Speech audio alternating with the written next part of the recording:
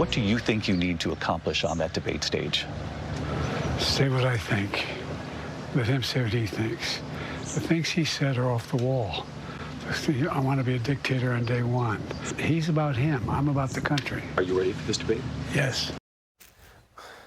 There you go. President Biden, in a rare interview, if you don't mind, should I whisper this intro? Says he's ready to go in a debate against former President Donald Trump.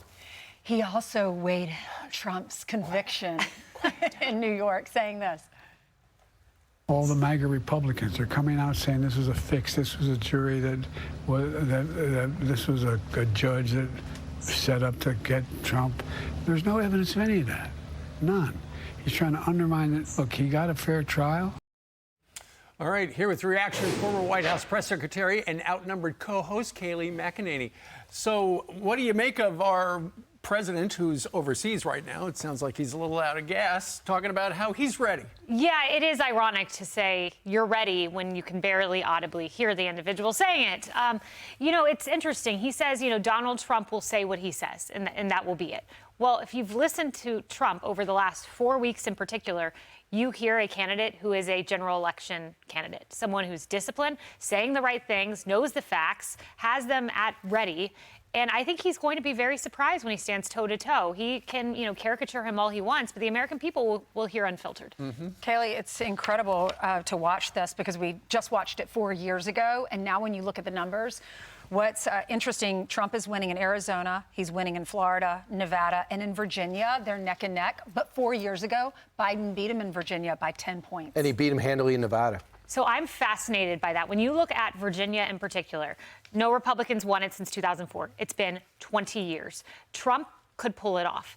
But what's interesting to me is when you dig down in the numbers, Glenn Youngkin, the governor there, has a sky-high approval rating. Of Glenn Youngkin's voters, 3 in 10 are voting for Biden. If I look at this poll, this is the case for adding this guy to my vice presidential list of contenders, because conventional wisdom says if Biden holds the map as it is, all he has to do is carry the Rust Belt to win.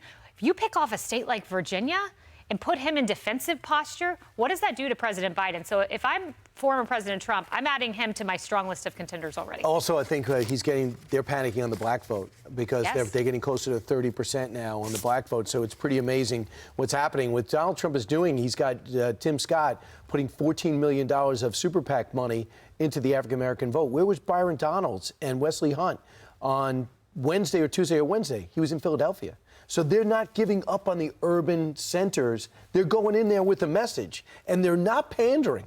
Yeah. No, I love it because Virginia, again, going back, why is Trump doing so well in Virginia? Why is Trump on the precipice of winning a state no Republican has won in 2 decades? The black vote. He's nearly tripled his support in the state.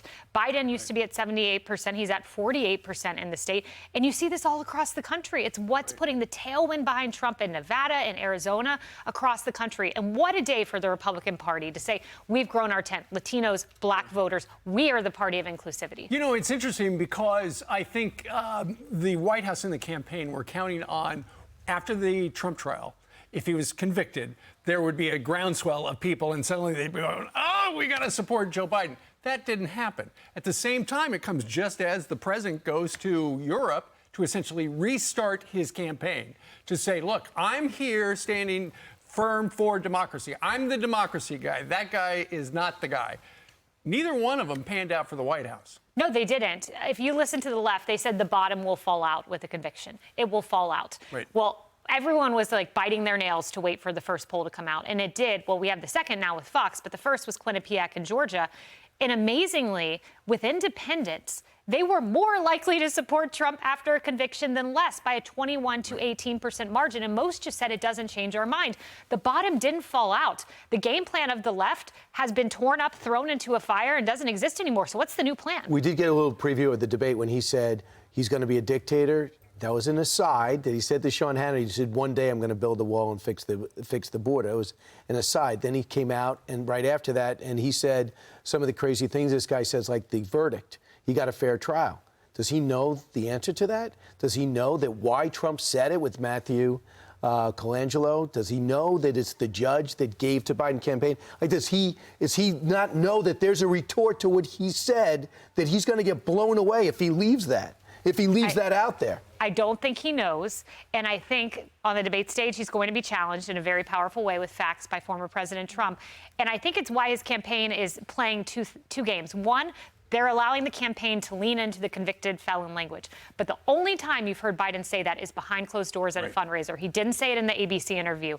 If Biden wants to go there, you are just pouring gasoline on the fire of these are the Biden trials. I don't think he'll be able to help his inner angel to stop him, his inner devil, I should say, but he'd be wise to stop that. So interesting. We'll Kayleigh, see you at thank you noon. so much. Thank you. I'm Steve Doocy. I'm Brian Kilmeade. And I'm Ainsley Earhart. And click here to subscribe to the Fox News YouTube page to catch our hottest interviews and most compelling analysis.